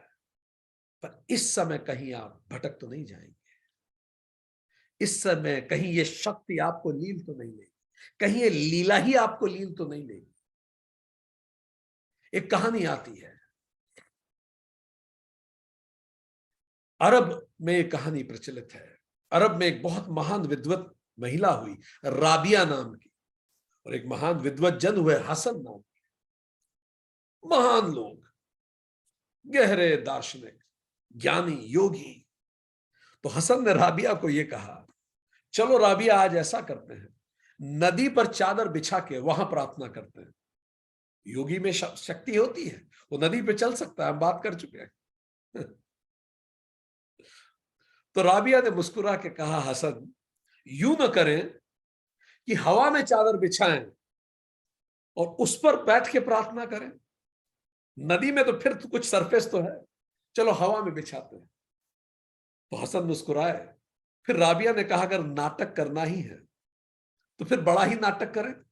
अगर दुनिया को दिखा के अपने अंदर अहंकार भरना ही है तो क्यों ना हवा में ही बैठे, तो फिर चादर की भी क्या जरूरत है। हसन शर्मिंदा होने लगे, राबिया रुकी नहीं। राबिया ने कहा, ये जो सतह पे रहने का खेल तुम दिखाना चाहते हो, ये तो कोई मछली ही कर सकती है, कौन सी बड़ी बात है। मछली जैसा जीव लंबे समय तक सतह पर रह सकता है, तुम कौन सा तीर मार लोगे। और हवा में अगर हम रह लें तो ये तो कोई कीट पतंग भी कर सकता है। हसन, क्या ये जन्म इसीलिए लिया है कि मछली और कीड़ों की चीजों को दिखा दिखा के लोगों को प्रभावित कर डाले। बड़े उद्देश्यों को प्राप्त करें, ना कि किसी को प्रभावित कर प्रशंसा बटोरे। राबिया ने कहा, रामकृष्ण परमहंस के पास एक व्यक्ति आया, बहुत सालों से बड़ा प्रकांड योगी, 30 साल से तपस किया। परमहंस ने बोला, क्या पाया तुमने इस तपस्या से? उस योगी ने मुस्कुरा के बोला, जो गंगा है आपके सामने, मैं इस पे चल के जा सकता हूं, मैं चल के गंगा क्रॉस कर सकता हूं। रामकृष्ण परमहंस हंसने लगे, बोला, ये तो 25 पैसे लगते हैं मुझे यहां से इस किनारे से उस किनारे पे जाने में, तो तुमने 30 साल लगा दिए 25 पैसे की सिद्धि लेने में, धन्य हो तुम। परमहंस ने कहा, परमहंस, बुद्ध, मोहम्मद, नानक, इन्होंने कभी कोई चमत्कार नहीं दिखाया, क्योंकि चमत्कार कई बार ऐसा भी आप गहराई में देखें, क्योंकि चमत्कार वास्तव में अनुयायियों के अहंकार को ही बढ़ाता है। चमत्कार अनुयायियों के अहंकार को बढ़ाता है। जब आध्यात्मिक और आप जानते हैं आध्यात्मिक पतन का मूल ही अहंकार है। चमत्कार कैसे बढ़ाता है अनुयायियों के अहंकार? अनुयायी किसी चमत्कारी गुरु के समक्ष समर्पण करके ये महसूस करते हैं कि उनका गुरु असाधारण है और वो किसी भी साधारण व्यक्ति के समक्ष समर्पित नहीं हुए। ये क्या है? क्या ये गहरा अहंकार नहीं है? ये कहना कि हम एक असाधारण गुरु के अनुयायी हैं, इसका मतलब अनुकरण करने में भी हमने अहंकार नहीं छोड़ा है। अहंकार वहां भी है। हमारा भगवान बड़ा, हमारा देश बड़ा, हमारा गुरु बड़ा, हमारा घर बड़ा, कहानी तो वही है, मैं बड़ा, मैं बड़ा। जबकि आध्यात्म साधारण के प्रति समर्पण सिखाता है। इन सिद्धियों का कोई प्रयोजन नहीं है। ये सिद्धियां बाय प्रोडक्ट हैं आपकी यात्रा का। जैसे आप एक स्वस्थ शरीर अर्जित करें तो आपके मसल्स आ जाएंगे, आप किसी की हड्डी तोड़ सकते हैं, पर वो उद्देश्य थोड़ी है। आपका उद्देश्य स्वस्थ रहना और अपने आप को मोक्ष के रास्ते पे लेके जाना, ठीक? और अगर आप इस मार्ग में किसी की मदद कर सकते हैं तो निश्चित तौर पे उसकी मदद करना। पर यदि मैं सिद्धियों से ये करूंगा तो फिर अनुयायियों का भी अहंकार बढ़ता है। जबकि आध्यात्म साधारण के प्रति समर्पण सिखाता है। गुरु दत्तात्रेय भगवान के 24 गुरु कौन थे? वो बड़े साधारण, आटा पीसने वाली एक महिला, एक बच्ची जिसके कंगन आपस में टकराते थे, कोई कीट, कोई पतंगा, कोई अजगर, साधारण गुरु थे। विवेकानंद के गुरु रामकृष्ण परमहंस, अगर आप मिले उनसे, अगर कभी उस जमाने में मिलते आप उनसे, बड़े असाधारण प्रतीत होते। उन्होंने कोई चमत्कार नहीं दिखाया। क्यों नहीं दिखाया? प्रकृति की हर वस्तु में चमत्कारी प्रक्रियाएं हो ही रही हैं, फिर भी देखिए सब कुछ कितना साधारण लगता है। क्या आपने अपने आसपास चमत्कार नहीं देखे? ये बताइए, हम तो सबसे बुद्धिमान जीव हैं। पेड़ों को कैसे पता कि पत्ते कब गिराने हैं? चिड़ियाओं को कैसे पता कि सुनामी कब आएगी? फसल को कैसे पता पकना कब है? जड़ों को जब आप पानी देते हैं तो कैसे वो पानी बिल्कुल सही मात्रा में सही समय पर पेड़ की एक एक पत्तियों तक पहुंचता है? ये कोई कम चमत्कार है? बिल्कुल सही मात्रा में। कैसे एक पत्ती आप तोड़िए, उसमें जो उसकी लोब्स होती हैं, उसकी दूरी अगर आप स्केल से नापेंगे, बिल्कुल बराबर दूरी होती है। उस पत्तियों में जैसे निशान बने होते हैं, इंटरलोब जिसे बोलते हैं। इस कदर एक्यूरेसी, इतना चमत्कृत करने वाली ये यूनिवर्स, क्या ये चमत्कार नहीं है? कौन सी तकनीक है ये? और क्या ये सब इतना ही सरल है? इतना ही सरल होता तो 8 अरब लोगों की धरती, हम हमारे संसाधनों के बंटवारे में इतनी बेईमानी नहीं करते। जैसे पेड़ कितनी ईमानदारी से बांटता है, पर ये पूरी प्रकृति इतनी असाधारण होते हुए भी साधारण दिखती है। ये बिना शोर के आते हैं, पेड़ पौधे जानवर बिना शोर के रहते हैं और बिना शोर के चले जाते हैं। इंसान आते समय बड़ा शोर मचाता है, खूब रोएगा पैदा होने पे, जीवन भर शोर मचाता रहेगा और शोर मचाता हुआ ही जाता है। ये एकमात्र स्पीशीज है जो करती कुछ नहीं है, शोर बहुत मचाती है, और उसको लगता है कि पूरी प्रकृति इसी के लिए बनी है, जबकि प्रकृति इसको खुद के एहसास दिलाने के लिए बनी है। आपने कभी विकृत चिड़िया नहीं देखी होगी, मोटी चिड़िया नहीं हो देखी होगी। प्रकृति में केवल मनुष्य है जो अपने वास्तविक शरीर के आकार से बिल्कुल अलग है।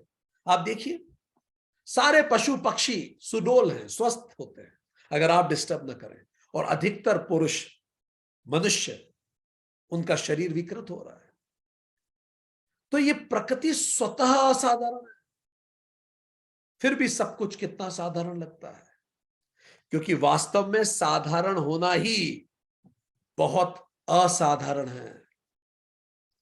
इतनी सिद्धि के बाद भी यदि कोई व्यक्ति पूर्णतः साधारण हो, ये बात किस कदर असाधारण है, कितनी असाधारण है। सिखों के गुरु हरिकृष्ण 8 साल की उम्र में थे जब दिल्ली में हैजा फैला, और दिल्ली के हैजा में वहां उन्होंने एक होद बनवाई और अपने अनुयायियों की मदद के लिए उस पानी के होद में अपने अंगूठा का एक हिस्सा डाल के बैठ गए, और सब लोग उस पानी में स्नान करके उनके रोग खत्म हो रहे थे।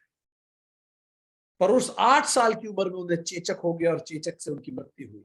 जब उनकी तबीयत इतनी ज्यादा खराब हुई, लोगों ने पूछा, जब आप इतनों को हील कर सकते हैं, आप खुद क्यों नहीं चमत्कार से खुद को ठीक कर लेते? गुरु हरिकृष्ण ने कहा, संत ईश्वर से स्वयं के लिए नहीं, हमेशा दूसरों के लिए मेहर मांगते हैं। ईश्वर ने हमें अधिकार दे रखे हैं, किंतु उन अधिकारों का प्रयोग हम अपने लिए नहीं कर सकते। गुरु हरिकृष्ण। सो ये जो गुरु होते हैं, ये जो ज्ञानी होते हैं, गुरु तेग बहादुर, गुरु तेग बहादुर, जब उनसे कहा गया, जब उन्हें कहा गया कि आप, औरंगजेब ने उन्हें कहा कि या तो आप कोई चमत्कार दिखाएं या धर्म परिवर्तन करें, तो गुरु तेग बहादुर ने शीश दिया पर सर न दिया। तभी कहा था गुरु गोविंद सिंह ने, गुरु समान कोई तीर्थ नहीं, और गुरुद्वारा से गुरु से गुरुद्वारा होता है, गुरुद्वारे से गुरु नहीं होता। खालसा पंथ की स्थापना उनके जाने के बाद हुई, सो उन्होंने कोई चमत्कार नहीं दिखाया। गुरु अर्जन देव को कहा, जहांगीर ने चमत्कार दिखाओ, या तो मृत्यु का वर्ण करो या धर्मांतरण करो। गुरु अर्जन देव लोहे की तपती चादर पर बैठ के गर्म रेत में रहे, प्राण त्याग दिए, किंतु उन्होंने चमत्कार दिखाया नहीं। उसी के बाद से सिखों की टोपी पगड़ी में बदली, कमर पे तलवार लटकी, गुरु गादी अकाल तख्त बनी, और गुरु हरगोविंद ने उसके बाद मीरी और पीरी एक साथ ली।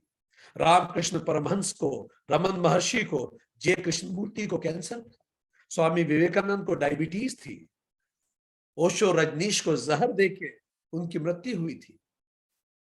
पर ये विभूतियां अपने लिए ये सब नहीं करते।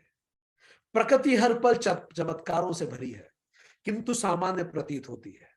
हमारे अंदर भी हर पल चमत्कार हो रहा है, क्या हम देखते हैं? कोई भी व्यक्ति, अगर आप हमें अभी देख भी रहे हैं, तो किसी भी वस्तु की आप कैसे देख पाते हैं? क्या ये चमत्कार नहीं है?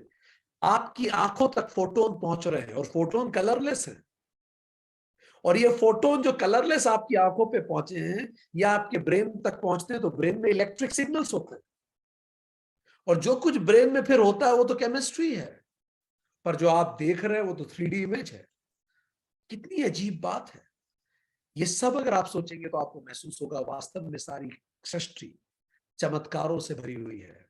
सामान्य के प्रति समर्पण हमारे अहंकार को नष्ट करता है, क्योंकि वास्तविक समर्पण यही है।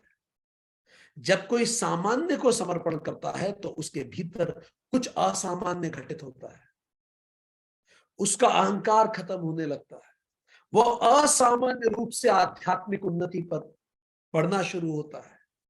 यही तो अपेक्षा की जाती है लोक सेवकों से, कि आप आईएएस आईपीएस जैसी बड़ी बड़ी परीक्षाओं में प्रावीण्य सूची में होके आइए, देश की सबसे बड़ी कठिन परीक्षाओं में से निकल के आइए और आके खुद को समर्पित कर दीजिए। किसको? सामान्य व्यक्ति को, दरिद्र नारायण को। जब आप स्वयं को उस दरिद्र नारायण को समर्पित कर देते हैं तो फिर आपकी आध्यात्मिक उन्नति होती है, क्योंकि आप पद को अधिकार के रूप में नहीं देखते, मान के रूप में नहीं देखते। आप निष्काम कर्तव्य भावना से कर्म करते हैं, सेवा भाव से करते हैं। यही तो आध्यात्मिक उन्नति है। मध्य प्रदेश के पूर्व चीफ सेक्रेटरी, जिनके नाम पे मध्य प्रदेश की एकेडमी है, RCPV नरोना एकेडमी, वो जब चीफ सेक्रेटरी थे तब स्कूटी जैसी एक गाड़ी से सचिवालय जाया करते थे। Look at the humility. वो चीफ सेक्रेटरी हैं प्रदेश के, पर इतने हम्बल, सर्वशक्तिमान होने के बाद बिल्कुल सामान्य जीवन, सामान्य बर्ताव, कोई एरोगेंस नहीं। यही तो आध्यात्मिक उन्नति है। एरोगेंस से बड़ा आध्यात्मिक पतन क्या हो सकता है? वही क्यों कोई भी व्यक्ति जो तप करता है वो सिद्धि पाता है। आप तप कीजिए, आपको पावर मिलेगी, मनी मिलेगी, नेम मिलेगी, पोजीशन मिलेगी, पर वहां से फिर भटकाव के रास्ते भी हो सकते हैं, जैसे सद्दाम हुसैन के साथ हुआ, जैसे टाइगर वुड्स के साथ हुआ, जैसे जस्टिन बीबर के साथ हुआ, जैसे बोरिस बेकर के साथ हुआ, जैसे फ्रेडी के साथ हुआ। कितने सारे बड़े बड़े आर्टिस्ट, कितने सारे बड़े बड़े लोग जब उस जगह पहुंचे तो भटक गए। जस्टिन बीबर ड्रग्स लेने लगे।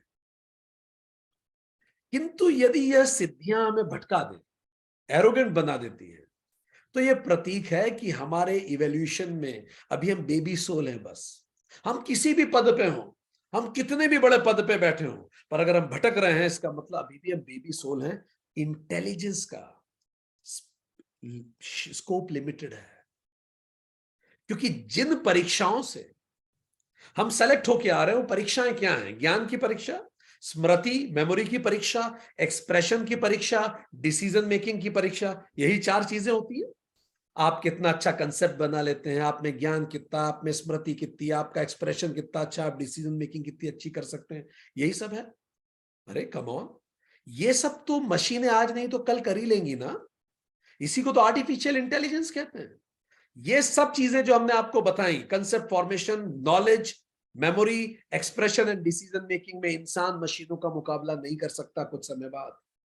मशीनों के पास ऐसे एल्गोरिदम है जिससे वो एग्जैक्टली जान सकते हैं आप क्या सोच रहे हैं, या एक चिप लग जाएगी, वो पता पड़ जाएगा आप क्या सोच रहे हैं।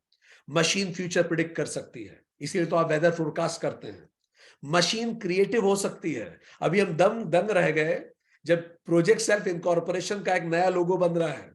इतना सुंदर हमें लोगो लगा, हमने बोर्ड में पूछा ये किसने बनाया है, तो हमें उत्तर मिला कि ये तो आर्टिफिशियल इंटेलिजेंस से बना है। हमने हमारी रिक्वायरमेंट डाल दी, कंप्यूटर ने बना के दे दिया। एंड इतना क्रिएटिव। मशीन आपके मूड को प्रिडिक्ट कर सकती है, बिग डेटा ये कर रहा है। मशीन आपके नेचर को प्रिडिक्ट कर सकती है, मशीन आपके शरीर को प्रिडिक्ट कर सकती है, मशीन पोएम्स लिख सकती है, मशीन डिसीज प्रिडिक्ट कर सकती है। कम ऑन, ये तो एक मशीन तक कर सकती है, कोई इतनी बड़ी बात है ये? तो मशीन इन सब में आज नहीं तो कल मनुष्य से बेहतर हो जाएगी। इसलिए चमत्कार नहीं है, केवल विज्ञान और गणित है। इससे प्रभावित होना उपयोगी नहीं है। किंतु एक क्षेत्र है जहां मशीन मनुष्य से सदा पिछड़ी रहेगी, और वो क्षेत्र है आध्यात्मिक उन्नति का क्षेत्र। क्योंकि मशीन मैटर है, मैटर ही रहेगी। मनुष्य चेतन है, चेतन ही रहेगा। और मशीन को आध्यात्मिक उन्नति अगर करनी है तो उसे मनुष्य बनना होगा। मैटर को आध्यात्मिक उन्नति के लिए मनुष्य बनना होगा। किंतु मनुष्य का मशीन जैसा होना उसकी आध्यात्मिक पतन का प्रतीक है। Consciousness should be the role model of the matter rather than matter being the role model of the conscious self. इसी चैतन्य के सहारे हमारे ऋषियों ने वो सब कुछ पहले ही बता दिया था, देख लिया था, जो आज हम बहुत एडवांस मशीनों से देख पा रहे हैं। जो करने में मनुष्य स्वयं को तकनीक के चरम पर पाता है, गौरवान्वित महसूस करता है, उसे तो हिमालय की कंदराओं में बैठे हुए कई योगियों ने चेतना की एक छलांग में ध्यानस्थ होकर बता दिया था। इसलिए जो योगी इन सिद्धियों, चमत्कारों, शक्तियों से अविचलित रहता है, उसमें वैराग्य का भाव रहता है, उसके अंदर वासना का बीज भस्म हो जाता है, और वो निर्बीज समाधि को उपलब्ध होता है, और वही कैवल्य प्राप्त करता है। वो इसके परे चला जाता है, वो पुरुष के साथ एक हो जाता है, इसीलिए भगवान कृष्ण को कहते हैं मधुसूदन, जो इस मधु जो जो मधु है इसका भी समाप्ति कर दे। मधुसूदन, जो इस मधु को समाप्त कर दे, जो ये स्टिकीनेस को समाप्त कर दे। ऐसा व्यक्ति फिर सात्विक भी नहीं, वो गुणों के परे हो जाता है, वो धर्म के परे मोक्ष पुरुषार्थ की तरफ जाता है, गुणातीत हो जाता है। अब उसे धर्म भी नहीं लुभाता, वो चित्त की वृत्तियां उसकी निरुद्ध हो जाती हैं, वो स्वयं ब्रह्म हो जाता है, जीते जी जीवन मुक्त होता है, कैवल्य को प्राप्त करता है। अतः करना यह है, एक उच्च लक्ष्य लें,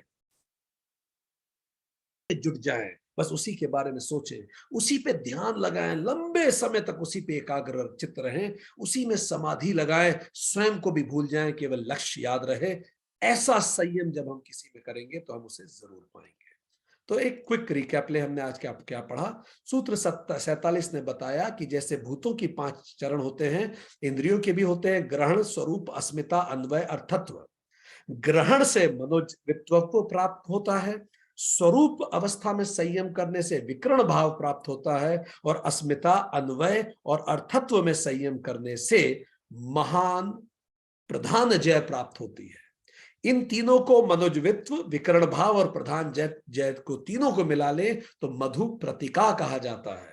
पर ये जो मधु प्रतिका होती है, इससे जब ये प्राप्त हो जाता है तब मनुष्य के रज और तम गुण धुल जाते हैं, केवल शुद्ध सात्विक बुद्धि बचती है। मनुष्य केवल सत्य में स्थापित हो जाता है, समस्त प्रकृति को विजित प्राप्त कर लेता है और विषयों की स्थिति में आ जाता है, और ये पूरी प्रकृति का ड्रामा उसे दिखाई देने लगता है, पर बीज में अभी भी संस्कार रह जाते हैं, और यही सबीज समाधि होती है। इसीलिए फिर सूत्र 50 में कहा, जो इस विवेक ख्याति से भी वैराग्य ले ले, इन सारी सिद्धियों से भी वैराग्य ले ले, उसको इनसे भी कोई फर्क ना पड़ता, उस बीज का भी वो नाश हो जाए, जो अवासना के अंतिम बीज बचते हैं, तो व्यक्ति कैवल्य को प्राप्त करता है। आज के लिए इतना ही। Thank you very much. नमस्ते।